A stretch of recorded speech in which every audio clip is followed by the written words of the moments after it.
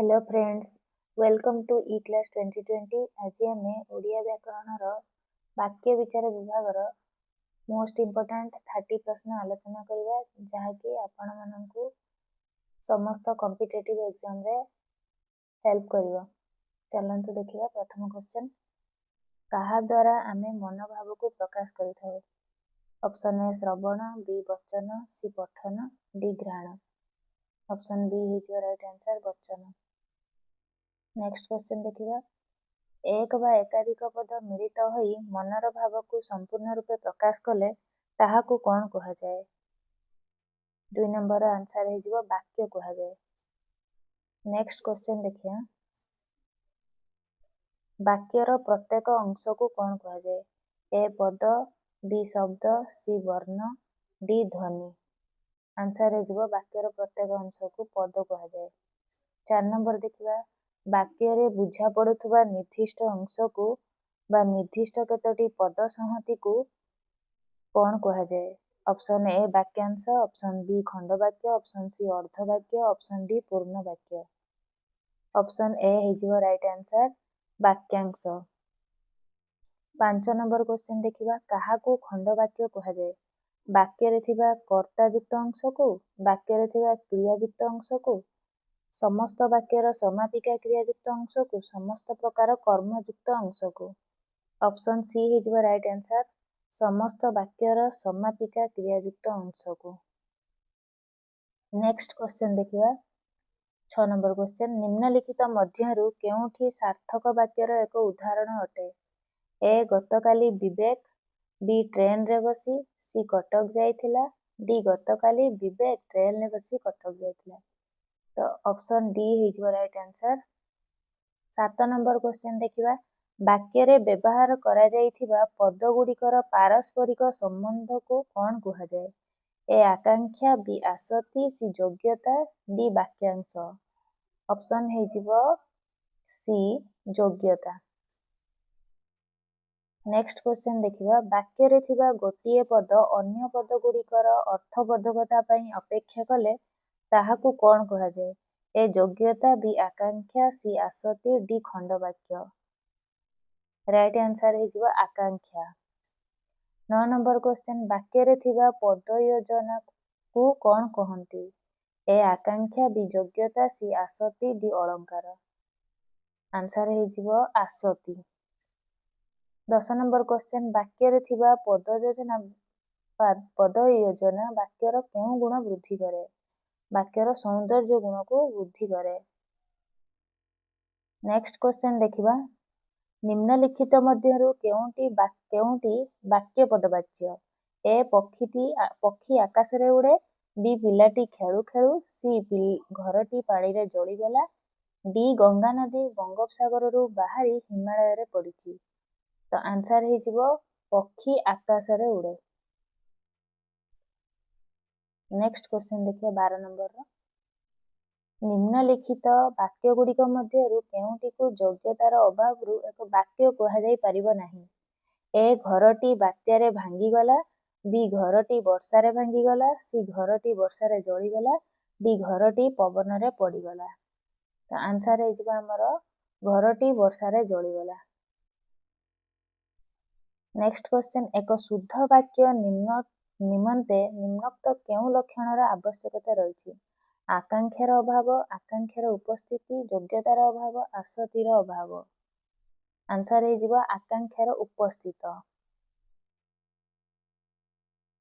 निम्नलिखित मध्यरु केउठी एक शुद्ध वाक्य?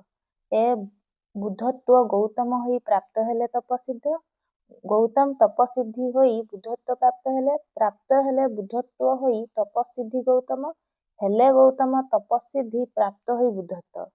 तो आंसर है जीवो गौतम तपसिद्ध होई बुद्धत्व प्राप्त हेले। आंसर बी है जीवो हमर राइट आंसर। निम्नलिखित केउ वाक्य मध्यरे आसक्तिर अभाव देखा जाए? चंदना और वंदना उभय मिसी ए छवि आंकिछंती, ए छवि चंदना और चंदना उभय मिसी आंकिछंती, उभय चंदना और वंदना मिसी ए छवि आंकिछंती, उभय ए मिसी छवि और वंदना आंकिछंती चंदना। आंसर है जीवो एटा ଡି ଉଭୟ ଏ ମିଶି ଛବି ବନ୍ଦନା ଆଙ୍କିଛନ୍ତି ଚନ୍ଦନା। ନେକ୍ସଟ କ୍वेଶ୍ଚନ ଦେଖିବା। ନିମ୍ନଲିଖିତ କେଉଁ ବାକ୍ୟରେ ଆକାଂକ୍ଷାର ଅଭାବ ନାହିଁ? ଏ ମଦନ ସହିତ ବି ରବିବାର ଦିନ ଚପଳା, ସି ମଦନ ସହିତ ତାର ଭାଇ ଗଲେ, ଡି ମଦନ ସହିତ ତାର ଭାଇ। ଆନ୍ସର ହେଇଯିବ ମଦନ ସହିତ ତାର ଭାଇ ଗଲେ। ସମସ୍ତ ବାକ୍ୟର ସମାପିକା କ୍ରିୟାଯୁକ୍ତ ଅଂଶଟିକୁ କଣ କୁହାଯାଏ? ଏ ବାକ୍ୟାଂଶ, ବି ଖଣ୍ଡବାକ୍ୟ, ସି ଉପବାକ୍ୟ, ଡି ଜଟିଳ ବାକ୍ୟ। ଆନ୍ସର ହେଇଯିବ ଖଣ୍ଡବାକ୍ୟ କୁହାଯାଏ। 18 ନମ୍ବର କ୍ୱେଶ୍ଚନ, ଗୋଟିଏ ବାକ୍ୟରେ ଯାହା ବିଷୟରେ କିଛି କୁହାଯାଏ ତାହାକୁ କଣ କୁହାଯାଏ? ଏ କର୍ତ୍ତା, ବି କର୍ମ, ସି କ୍ରିୟା, ଡି ବିଧେୟ। ଆନ୍ସର ହେଇଯିବ କର୍ତ୍ତା। ଗୋଟିଏ ବାକ୍ୟରେ ଯାହା ବିଷୟରେ କୁହାଯାଏ ତାହାକୁ କର୍ତ୍ତା କୁହାଯାଏ। 19 ନମ୍ବର କ୍ୱେଶ୍ଚନ, ନିମ୍ନଲିଖିତ ମଧ୍ୟରୁ କେଉଁଠି ଏକ ଖଣ୍ଡବାକ୍ୟର ଉଦାହରଣ ନୁହେଁ? ଏ କିଏ ପ୍ରଥମ ହେବ, ବି ଯେଉଁମାନେ ବୃଥାରେ ସମୟ କାଟନ୍ତି, ସି ଯେଉଁମାନେ ପାପ କରନ୍ତି, ଡି ସେମାନେ ବାଟରେ ଯାଉ ଯାଉ। ଆନ୍ସର ହେଇଯିବ ସେମାନେ ବାଟରେ ଯାଉ ଯାଉ। 20 ନମ୍ବର କ୍ୱେଶ୍ଚନ, ଯଦି ଏକ ବାକ୍ୟରେ କର୍ତ୍ତା ଓ କ୍ରିୟା ଥାଇ ମଧ୍ୟ ତାହା ମନୋଭାବ ସମ୍ପୂର୍ଣ୍ଣ ରୂପେ ପ୍ରକାଶ କରିନଥାଏ ତେବେ ତାହାକୁ କଣ କୁହାଯାଏ? ଆନ୍ସର ହେଇଯିବ ଖଣ୍ଡବାକ୍ୟ କୁହାଯାଏ। 21 ନମ୍ବର କ୍ୱେଶ୍ଚନ ଦେଖିବା। କୌଣସି ଏକ ବାକ୍ୟକୁ ସମ୍ପୂର୍ଣ୍ଣ କରିବା ପାଇଁ ଅନ୍ୟ ପଦ ବା ପଦମାନଙ୍କର ଆବଶ୍ୟକତା ଥିଲେ ଅସମ୍ପୂର୍ଣ୍ଣ ଅଂଶକୁ କଣ କୁହାଯିବ? ଏ ବାକ୍ୟାଂଶ, ବି ଖଣ୍ଡବାକ୍ୟ, ସି ଉପବାକ୍ୟ, ଡି ଶାଖା ବାକ୍ୟ। ଆନ୍ସର ହେଇଯିବ ବାକ୍ୟାଂଶ କୁହାଯିବ।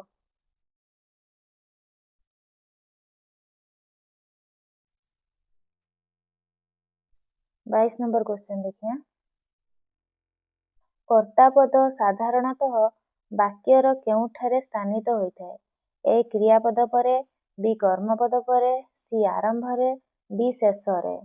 ଆନ୍ସର ହେଇଯିବ ଆରମ୍ଭରେ। କର୍ତ୍ତାପଦ ସବୁବେଳେ ଆରମ୍ଭରେ ଥାଏ।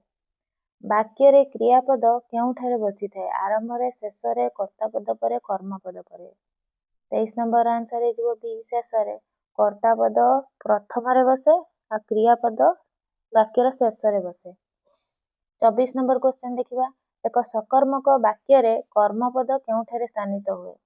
ଏ କର୍ତ୍ତା ପୂର୍ବରୁ, ବି କ୍ରିୟା ପୂର୍ବରୁ, ସି କ୍ରିୟା ପରେ, ଡି ବାକ୍ୟର ଶେଷରେ। 24 ନମ୍ବର ଆନ୍ସର ହେଇଯିବ ବି କ୍ରିୟା ପୂର୍ବରୁ। 25 ନମ୍ବର କ୍ୱେଶ୍ଚନ ଦେଖିବା।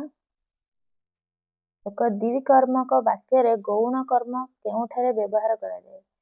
ଏ ମୁଖ୍ୟ କର୍ମ ପୂର୍ବରୁ, ବି ମୁଖ୍ୟ କର୍ମ ପରେ, ସି ବାକ୍ୟର ଆରମ୍ଭରେ, ଡି ବାକ୍ୟର ଶେଷରେ। ଆନ୍ସର ହେଇଯିବ ମୁଖ୍ୟ କର୍ମ ପୂର୍ବରୁ। ପଣ୍ଡିତ ଶିଷ୍ୟମାନଙ୍କୁ ଉପଦେଶ ଦେଲେ, ଏହି ବାକ୍ୟରେ ମୁଖ୍ୟ କର୍ମ କିଏ? ପଣ୍ଡିତ ଶିଷ୍ୟମାନଙ୍କୁ ଉପଦେଶ ଦେଲେ। ଆନ୍ସର ହେଇଯିବ ଉପଦେଶ ଦେଲେ। କଣ ଦେଲେ? ଉପଦେଶ ଦେଲେ। ତ ମୁଖ୍ୟ କର୍ମ ଆମର ଉପଦେଶ। 27 ନମ୍ବର କ୍ୱେଶ୍ଚନ ଦେଖିବା। ବାକ୍ୟରେ ସମ୍ବୋଧନ ପଦ କେଉଁଠାରେ ରଖାଯାଏ? ଆରମ୍ଭରେ, ଶେଷରେ, ଆରମ୍ଭ ବା ଶେଷରେ, ଡି ମଝିରେ। ଆନ୍ସର ହେଇଯିବ ଆରମ୍ଭରେ ବା ଶେଷରେ। ସମ୍ବୋଧନ ପଦ ବାକ୍ୟରେ ଆରମ୍ଭରେ ବି ଲାଗିପାରିବ, ଶେଷରେ ବି ମଧ୍ୟ ଲାଗିପାରିବ। 28 ନମ୍ବର କ୍ୱେଶ୍ଚନ ଦେଖିବା। ମୋତେ ଉଦ୍ଧାର କର ମହାବାହୁ, ଏହି ବାକ୍ୟରେ କେଉଁଠି ସମ୍ବୋଧନ ପଦ ଅଟେ? ମୋତେ ଉଦ୍ଧାର କର ମହାବାହୁ। ମହାବାହୁ ଏଠି ସମ୍ବୋଧନ ପଦ। 29 ନମ୍ବର କ୍ୱେଶ୍ଚନ ଦେଖିବା। ବାକ୍ୟରେ ବିଶେଷଣ ପଦ କେଉଁଠାରେ ବସେ? ବିଶେଷ୍ୟ ପଦ ପୂର୍ବରୁ, ବିଶେଷ୍ୟ ପଦ ପରେ, କ୍ରିୟାପଦ ପୂର୍ବରୁ, କ୍ରିୟାପଦ ପରେ। ଆନ୍ସର ହେଇଯିବ ବିଶେଷ୍ୟ ପଦ ପୂର୍ବରୁ। ବିଶେଷ୍ୟ ପଦ ପୂର୍ବରୁ।